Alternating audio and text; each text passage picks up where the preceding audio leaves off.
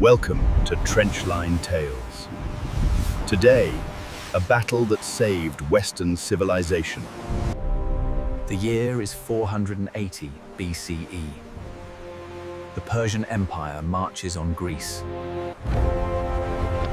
King Xerxes commands over 1 million soldiers and 1,000 warships.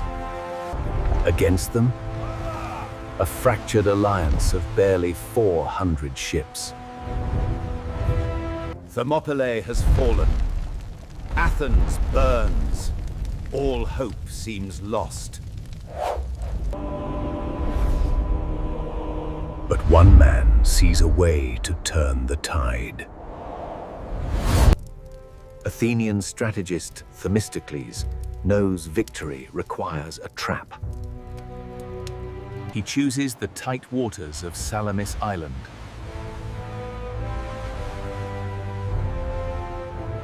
Where Persian numbers become a fatal weakness. This isn't just a naval battle. It's a fight for survival.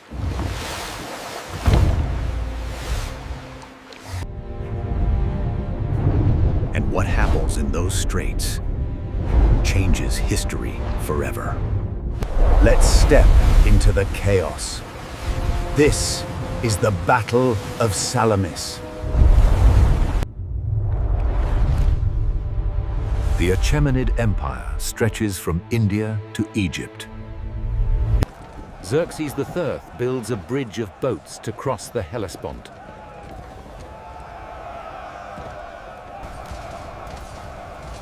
His arm is the largest force the ancient world has ever seen.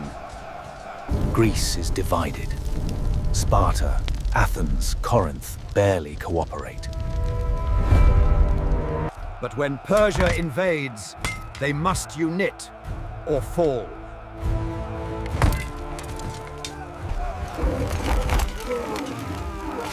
At Thermopylae, 300 Spartans delay the advance. They fight bravely, but are outflanked and wiped out. The road to Athens is now wide open.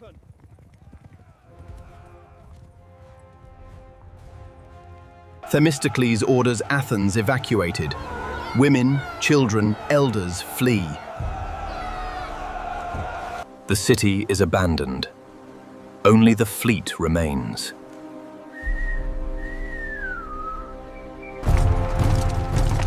Xerxes' troops march into the empty capital. Sacred temples are torched. Greece's heart is on fire. The Allied commanders debate their next move. Many want to retreat south and build a defensive wall. Themistocles knows retreat means surrender. The sea must be won. The fleet shelters at Salamis. Morale is breaking. Every day, the Persian navy grows closer.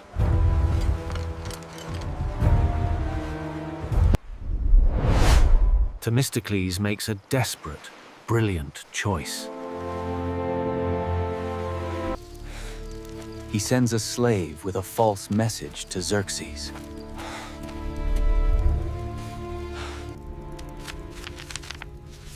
It claims the Greeks are fracturing and plan to flee tonight. Xerxes believes it. He takes the bait.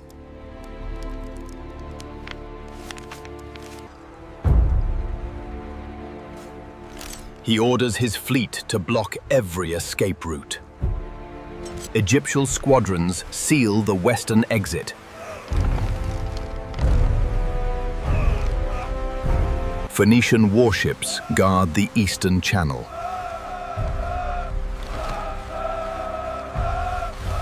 Under cover of darkness, the Persian armada advances. A Greek scout sees them. The trap is set. Themistocles' deception works perfectly. Now, they must fight. He tells his men, stay together, hold the line, strike hard!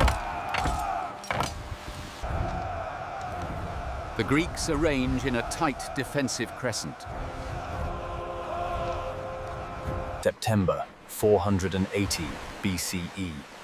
The sun rises over Salamis. The Persian vanguard pushes into the narrow channel.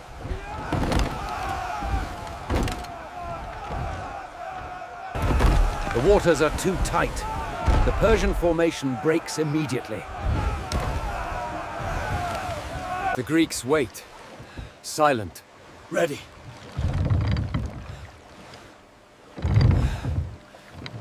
Themistocles gives the signal. The battle begins! 380 triremes surge into the fray.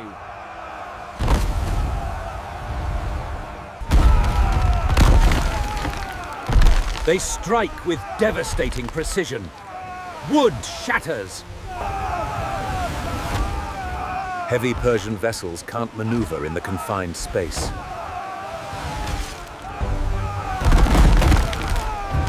They crash into each other. Chaos spreads. Greek hoplites board disabled enemy ships. Close quarters combat erupts on crowded decks.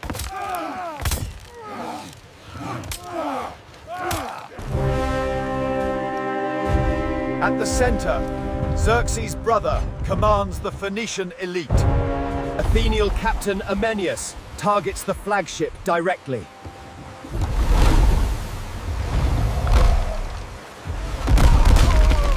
A direct hit splinters the command vessel.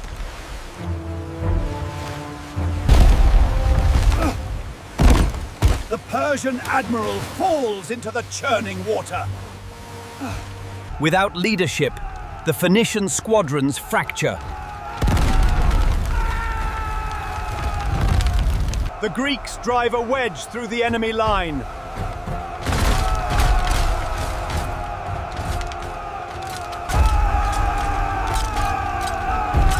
Now surrounded, the Persian fleet has nowhere to run.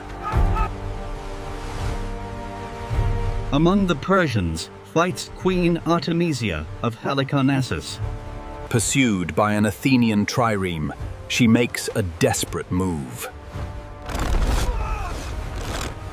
She sinks a Persian ally to escape.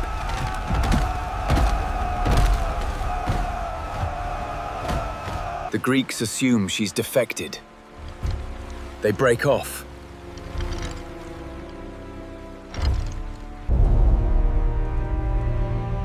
Xerxes watches from his golden throne on the hill. He famously cries, "My men have become women today." Hull after hull goes under. The tide turns. Greek morale soars. They press the advantage relentlessly.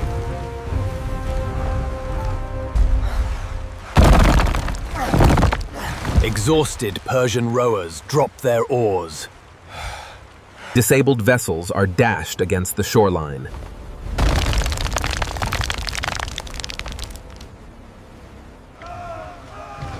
The Greeks used the narrow water to their perfect advantage.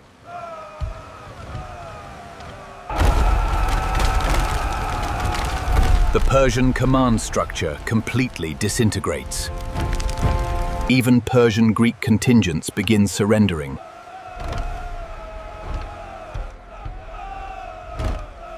The Egyptian squadron breaks off and flees. The Greeks don't stop. They hunt the remnants. Fire spreads across oil-slicked waters.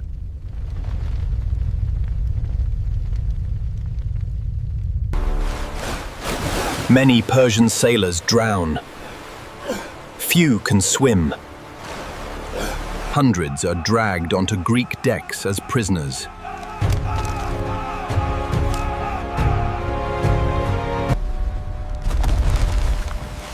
Persian naval pride is shattered in a single afternoon.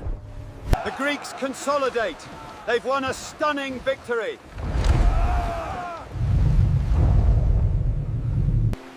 As dusk falls, the water tells the story of the dead. 200 Persian ships are destroyed or captured. Greece loses only 40. The odds are defied.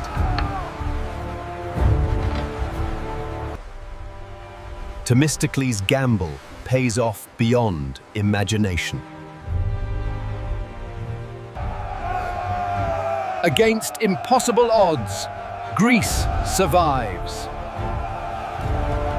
On shore, the Persian army watches in stunned silence.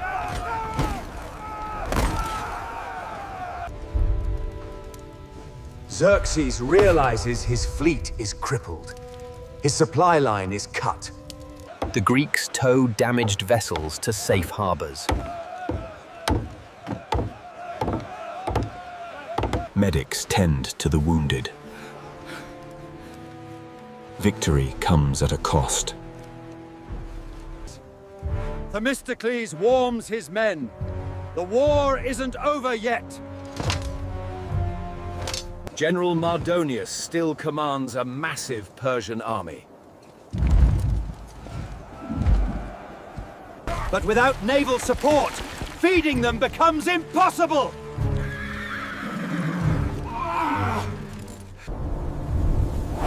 Autumn turns to winter. The campaign halts. Fearing rebellion at home, Xerxes withdraws to Asia.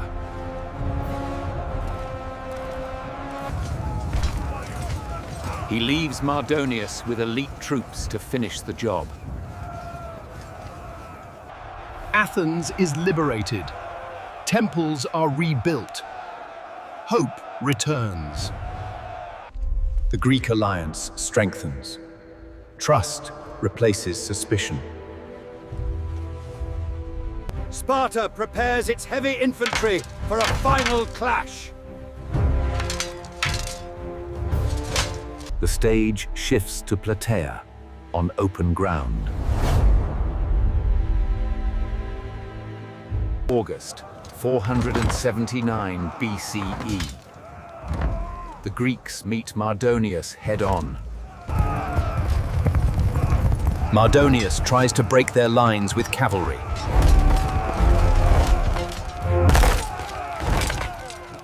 The phalanx absorbs the impact and advances. Mardonius is struck down. The Persian army breaks. Without leadership, the land force collapses entirely. That same day, the Greek fleet attacks at Mycale.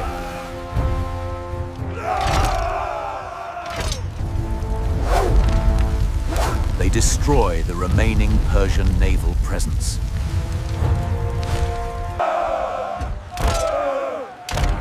The Persian threat to Europe is finally extinguished. In Persia, the empire begins a long retreat from the west. The Greek fleet returns as heroes of the Aegean.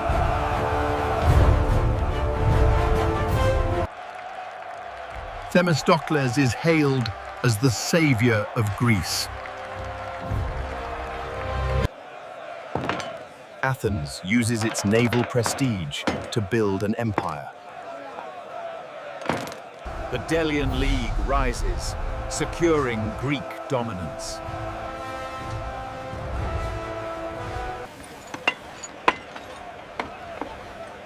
Wealth funds the greatest architectural achievements in history.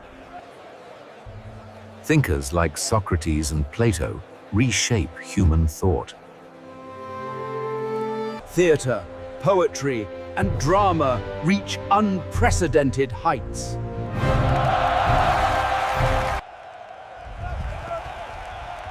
Athletic and cultural excellence define the classical age. Greek language and law spread across the Mediterranean. Centuries later, Rome adopts and spreads Greek culture.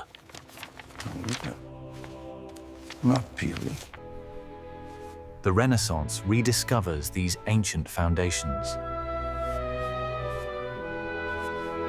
Democracy, reason, and individual liberty take root. The political systems we use today trace back to Greece.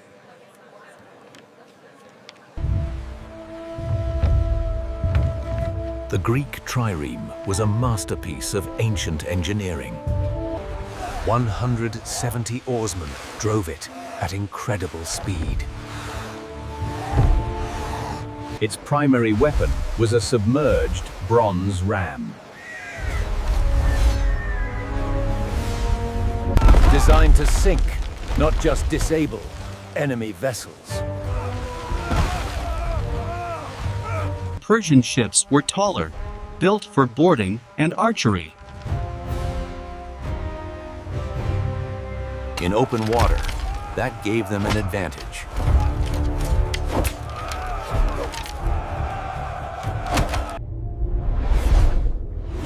But in Salamis's tight channel, height became a liability. Choppy waters exposed their heavy, unstable sides. Greek vessels sat lower, faster, and more agile.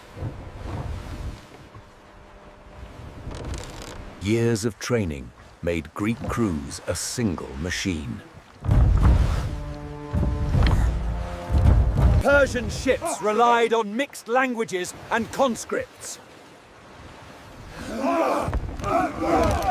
Coordination collapsed under pressure.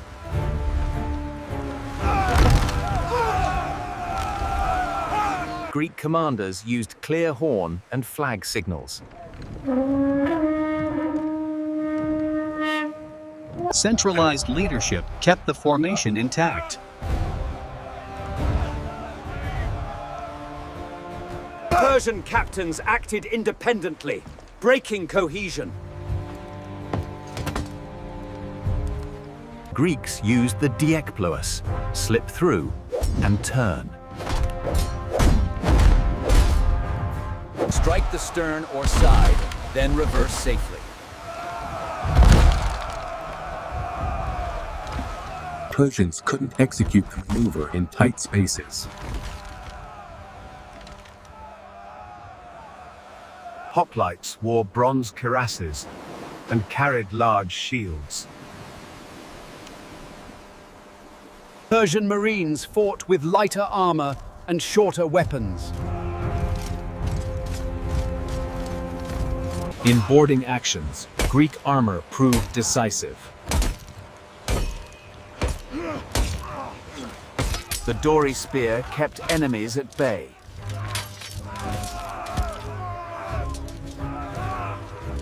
Persian blades couldn't penetrate Greek shields.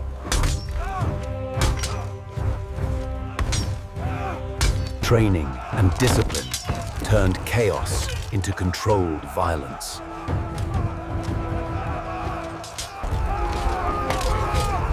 Fear spread faster than orders in the Persian ranks. The strait itself became a Persian prison.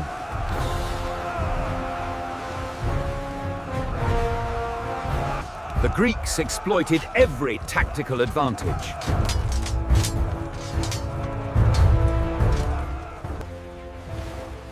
Terrain, training, and tactics aligned perfectly.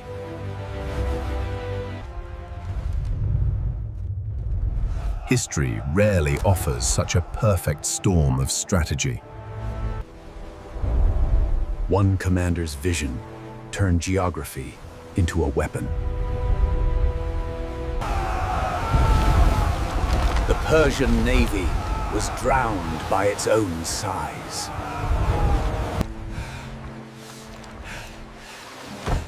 The Greeks survived because they adapted. Victory was minted in bronze, paid for in blood.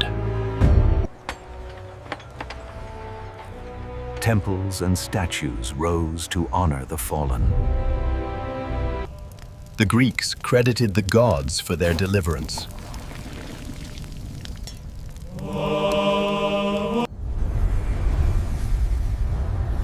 The wooden wall prophecy was finally fulfilled. Imagine if Salamis had ended differently. A Persian victory would have shattered Greek resistance.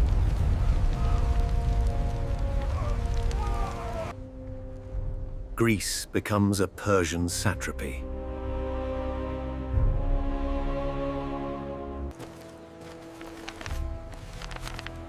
Democracy is strangled in its infancy. Free inquiry yields to imperial decree. Greek art and architecture merge into Persian motifs. The Greek alphabet loses its cultural dominance.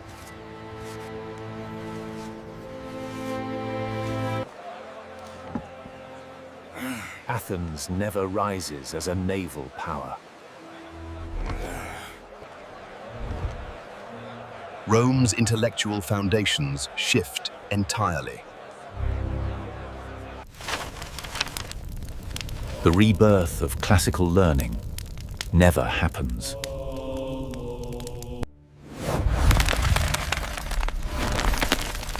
Modern political thought takes a different path. The Mediterranean becomes a Persian lake. Western Europe remains fragmented, without classical influence.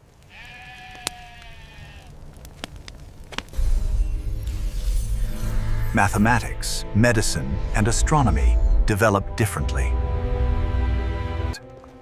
Imperial bureaucracy replaces civic participation.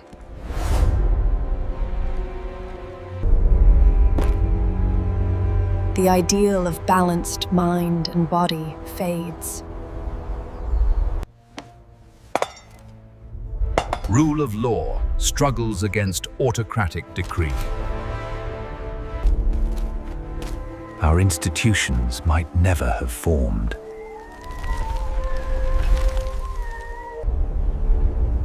The battle site might honor Persian conquest instead.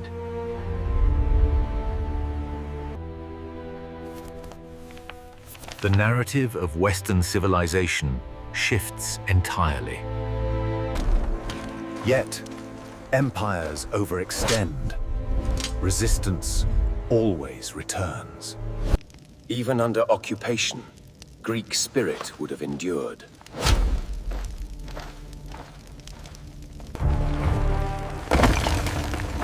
Geography and logistics would still favor local defenders. Satraps would eventually fracture under pressure.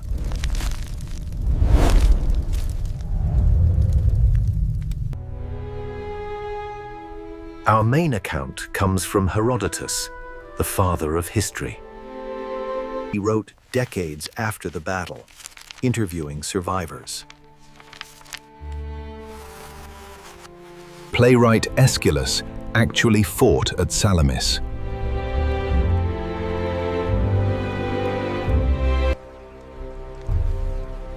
His tragedy, The Persians, dramatizes the Persian defeat.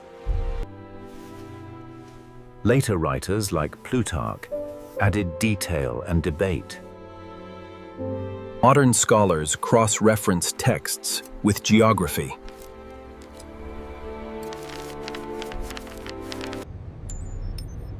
Underwater archaeology confirms ancient harbor layouts.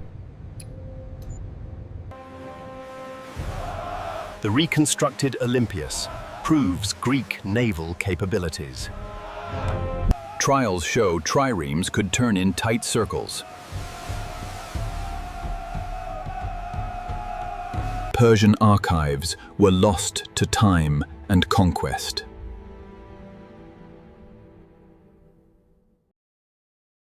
Greek sources naturally emphasize their heroism. Scholars debate exact ship numbers and casualty counts.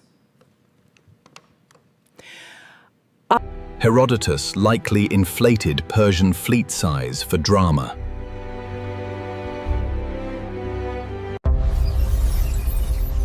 Modern consensus places Persian ships around 600.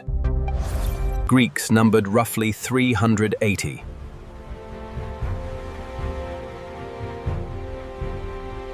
Even reduced, the odds remained heavily stacked.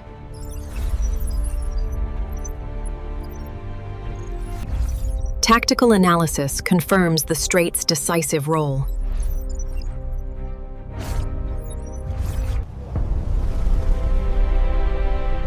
Weather patterns that day favored Greek maneuverability. Research continues to refine our understanding.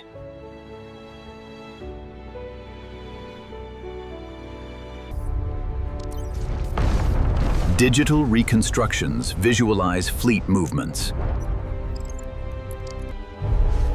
Core facts remain undisputed.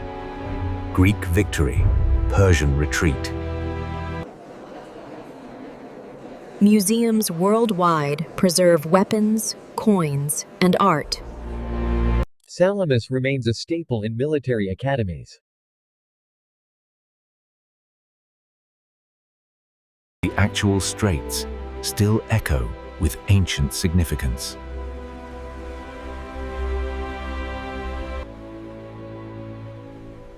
Two and a half millennia later, the lesson remains clear. Ordinary people, united by purpose, can defeat empires. Intelligence, terrain, and timing still win wars. The freedom we cherish today has ancient roots. History isn't just dates. It's decisions that echo forward. Here at Trenchline Tales, we bring those moments to life. From ancient battlefields to forgotten front lines, we explore them all. If you value stories that shaped our world, subscribe now. Hit like, ring the bell, and never miss an episode.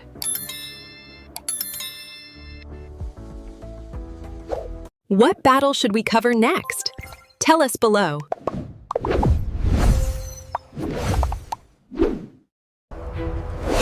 Next week, the true story behind the 300 Spartans. Subscribe so you don't miss the next chapter.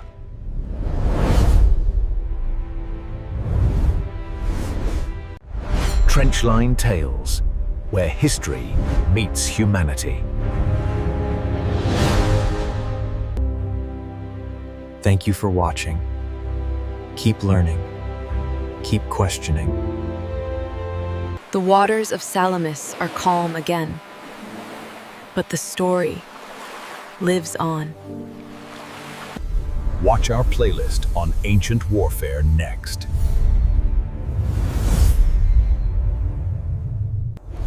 Dive deeper into the Greco-Persian Wars right here.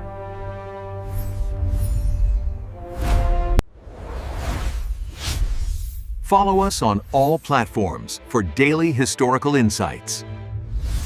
Trenchline Tales. History told right. Until next time, stay curious.